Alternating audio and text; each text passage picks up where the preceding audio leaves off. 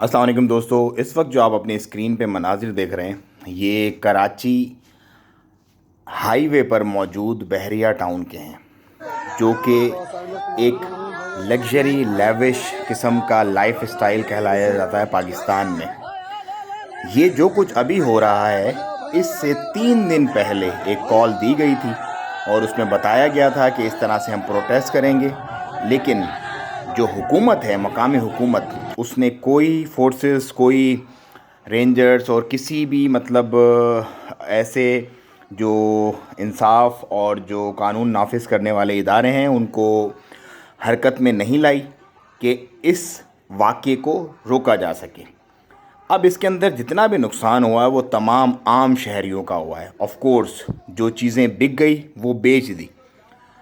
اس property کے جو بانی ہیں، ان کے جو کرتا دھرتا ہیں بحریہ ٹاؤن کے، انہوں نے اپنے پیسے لے لیے ہیں۔ یہ جتنا بھی نقصان ہوا ہے یہ تمام عام لوگوں کا نقصان ہوا ہے۔ کرنے والے بھی جھنڈے وغیرہ آپ کو نظر آ رہے ہوں گے ابھی، اور جن کا ہوا ہے نقصان ان کی بھی روداد آپ آگے سنیں گے۔ لیکن اب پولیس کے ساتھ کیا ہوا وہ دیکھیں۔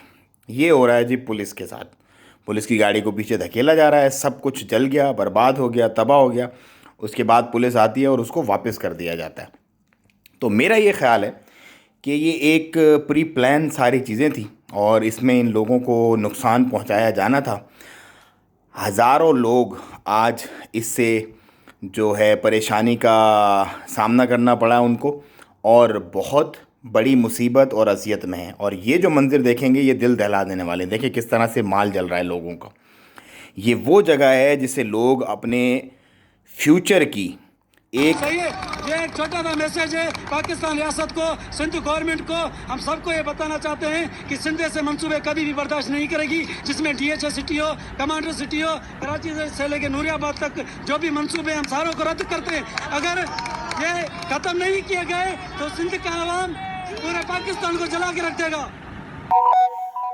سوچنے کا مقام ہے حکومتی مشینری اور اداروں کے لیے کہ جب بھی پاکستان ترقی کی راہ پہ گامزن ہوتا ہے تو اس طرح کے انسیڈنٹ کیوں شروع ہو جاتے ہیں۔ ایک بہت بڑا سوالیہ نشان ہے وفاقی حکومت کے لیے اور سندھ کی حکومت کے لیے کہ شہریوں کے جان اور مال کی تحفظ، ان کو پروٹیکشن پرووائڈ کی جائے۔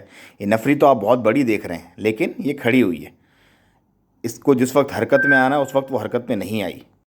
میں اس وقت ان تمام لوگوں کے بارے میں سوچ رہا ہوں جنہوں نے ایک اچھی انویسٹمنٹ سمجھ کے بحریہ ٹاؤن میں انویسٹ کیا تھا اور وہ خوش تھے کہ ان کی پراپرٹی کی ویلیو بہت بڑھ گئی ہے۔ اب ایک سوالیہ نشان اٹھ جائے گا ان تمام انویسٹرز کے اور ان تمام لوگوں کے دماغ میں جنہوں نے یہاں پر انویسٹ کیا ہوا ہے۔